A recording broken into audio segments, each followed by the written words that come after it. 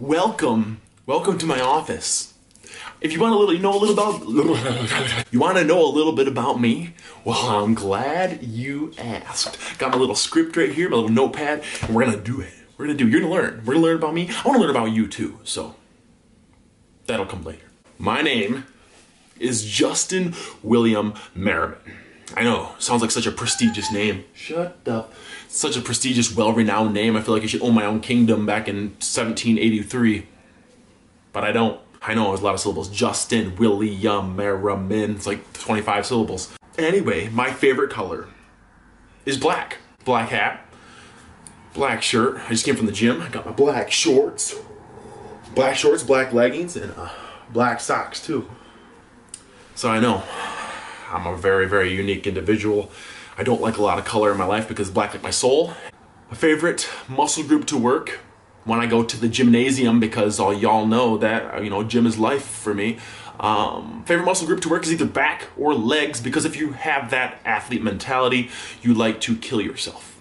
You wanna be barely crawling out of the gym, and if you're doing shoulders, if you're doing chest, and you're not gonna be doing that.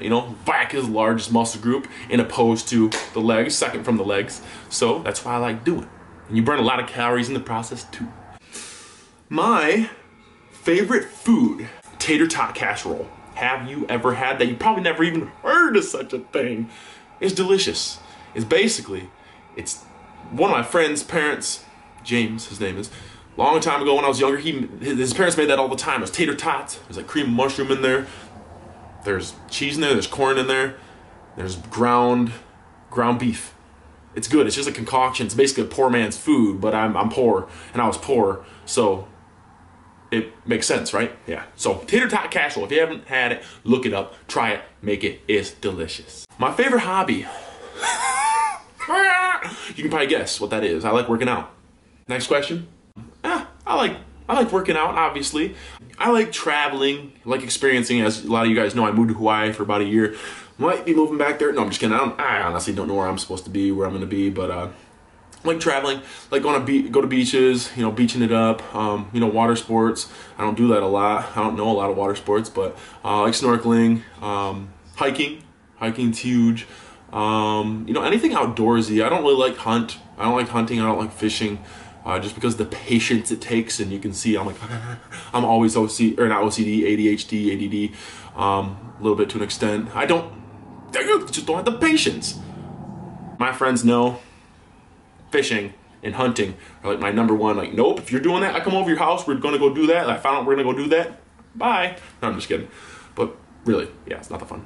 If I had a gaming console, I would like to game. I like gaming. I like playing Halo, Call of Duty, that kind of stuff, but I haven't done it in a while, and I feel like I'm so far behind, just can't pick it up anymore, and everyone's too good. If I practice, it just took me so long to practice, and then when I get to their level, they're like, yeah, I'm too good, and they just beat me every time. My 10-year goal, realistically, I can see myself having my own studio, my own training studio, because I'm a personal trainer, or most definitely and ultimately having my own gym. That's really where I want to be. Okay, well, we're gonna narrow it down to a couple fun facts about me. So fun, maybe even a little bit embarrassing, but that's okay. I peed the bed until I was 14, 15 years old. Not a lot of people, not even a lot of people know that. Not a lot. Not even my closest friends. That's embarrassing. And it wasn't like every time, but it happened. It happened. And happened more than not, if you will. If you peed the bed until you were into your preteens, you can relate to a brother. For a small donation of $1 a day, you can help support kids like me. Just kidding. Why I drive my small car. I drive a Mustang. Okay, here's the concept. You know the little man syndrome? When smaller guys drive bigger trucks and they're like, they just feel more manly in them, they rev their engine when they drive by and stuff like that. Here's the thing, what they're doing wrong. They're playing the illusion because the bigger the truck, the smaller the guy looks when he gets out. So the smaller the car is, the larger you will appear. You get out, everyone's like, oh, that guy must be small because he drives a small car. You get out, you look all big and burly and stuff. So that's the goal. I don't know if it works, and I have to ask other people. And maybe if you see me get in my car, tell me if it works, because I want to know. I really don't know if it works. But that's the concept. Somebody looking at my car right now, what's up? But anyway, that's the concept, and I hope what I'm trying to portray is that I'm a soft person. I'm very sentimental. Any notes that me and my girlfriend write back and forth, or, you know, things she give me, you know, I hold on to them forever. Even like clothes that my mom or my dad bought me like a long time ago, or like stuffed animals, I have them stored away, stashed away in like little box, little trinkets and stuff like that. It's kind of sad. But it's cool though. Like, I like it, you know, I get to hold on to those things, and it makes me, it's just like one of those pieces, those assets that you hold on to, and when you have it, you think about and you know exactly the point in time that came from. Yeah, so I'm super soft. I'm a big animal lover. I actually worked at the zoo for almost 2 years, John Ball Zoo, did maintenance and stuff like that. But it's cool, you learn all the stories about the animals and stuff, so I love animals. Not a huge liberal or anything, but you know, environmentalism, that's a word, going green, that kind of stuff. Yeah, I can support it. I'm one of those people that if I'm driving down the road, and I see a squirrel run out in front of me, I'll honk my horn repetitively until that thing moves. And if it doesn't move, I'll slam on my brakes. I'm not just gonna go, oh, yep, if I hit it, I hit it. I'm not that person. I'll probably cry like all the way down the road for probably a couple miles. And then I'll think about it at night and I'll have nightmares about it. So, nah, but yeah, so I'm a big animal lover. I know. 6'4", 240 pounds. What do you expect? I was a horrible kid when I was younger. I lived in Grand Rapids. That's where I grew up. Like, I grew up in Grant, moved to Grand Rapids, and then went back to Grant. You know, I grew up with the wrong crowd. I stole, you know, stuff like that. It was just bad. I didn't do drugs or anything, but I stole from convenience stores and stuff like that, bubblegum, candy, and stuff like that. And then I moved up to Grant. It was more of an isolated community, very small. And I still did rebellious things. Me and my friends would go out and paintball cars at night, you know, paintball houses and stuff, and vandalize, stuff like that.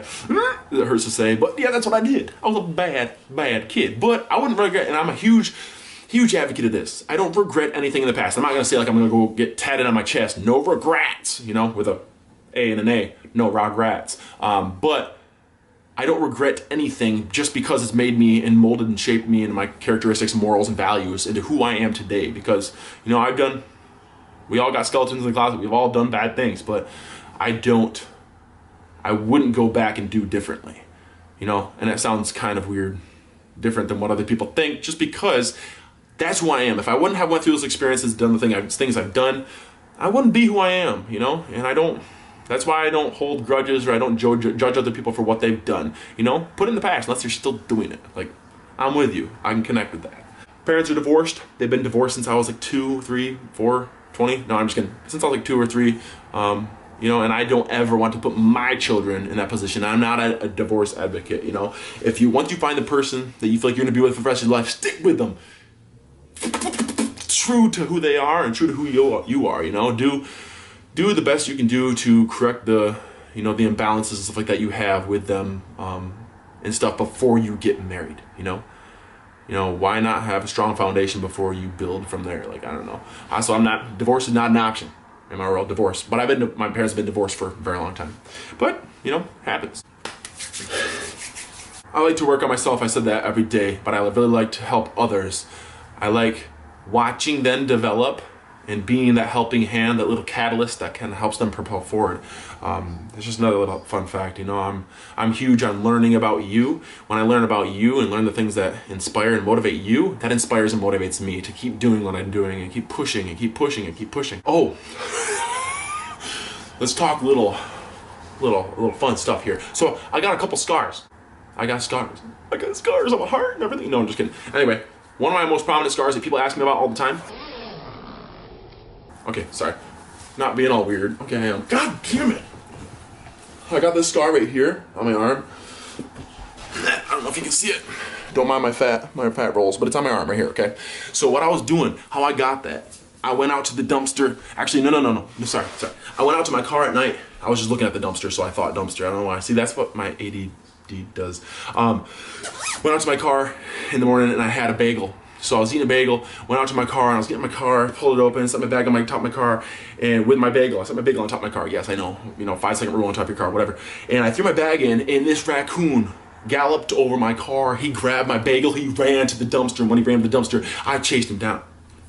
Once I got him, I got a hold of that mother effer. I took the bagel out of his mouth. He lunged at me, and he bit me right on my arm and tore some flesh out, man. It was scary. It was wicked. So that's how I got that scar. Just kidding, that was a bar fight. No, I'm just kidding, honestly. Okay, for real, you wanna know the real story? You wanna know the real reason I had this on my arm?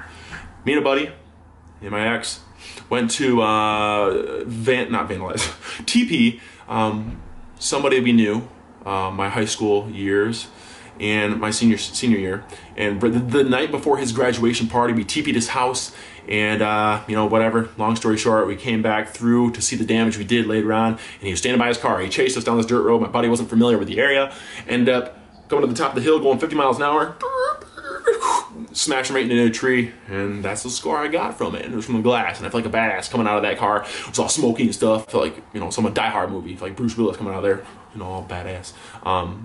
But that was that. That's how I got that scar. Very interesting, right? Karma is a thing, No, I don't believe in that crap. Anyway, I got another scar. I got in a fight with a hooker after she stole my money. No, I'm just kidding. That one, I had a tape measure. Stupidest stories for these things, I tell you. I had a tape measure. I was measuring out the length of a room for carpet to lay carpet down, and I was pushing it back in. It was really rusty, and it, bop, and it broke off, stabbed me right there, cut me open, and I can see my tendons and stuff. That's that. That's a scar. I always tell people I got in fights for each of these, but it's not even the case. I'm a lover, not a fighter, if you know me. If you know me. Never got in a fight, ever. The last scar I want to tell you about. Let me get closer. Let me get closer to you. I think it's on this side. Well, screw me. Okay, it's either on this side in the corner of my eye. It's right here. Or it's on this side. I don't remember. If I could see, it would help. Got the screen on the other side. But I feel like an idiot telling this. I was walking with my class, going to lunch. This is when I lived in Grand Rapids. This is when I was a little shit. Walking to class, and I was talking to the friends behind me because I was leading the line. I felt like such a hard A. I was talking to them, acting like all badass and stuff. Turned around, I was like, ah. And then I turned around, there's a stack of milk crates, plastic milk crates. And wherever side, I don't know what side it is on, and it split me, hit me right there, split right in the corner of my freaking Chinese eye. Right there, split me right open. And I had to go to the office, and I was bleeding everywhere. I'm like, oh, nobody needs stitches. Never got stitches, but it's cool. Another fun fact, I never broke a bone in my body. I never had a bloody nose. Besides when I pick it, I pick a booger hard enough, and it, you know, peels up the side of your nose, and you get a little blood in there. But I've never had a legitimate bloody nose or a broken bone. You know, I've had injuries, but not anything of that sort. So, yeah, I'm all battered up. So, there's some fun facts about yours truly. If you want to know anything else, you can ask me. You can comment. You can DM me. You can anything. You know. Until next time, we're gonna do some fun things. This next time, you know, I'm gonna do some more riddled things, and it'll be fun. It'll be real fun, man. So, we'll stay tuned. We'll keep in touch, and I'll see you on the other side.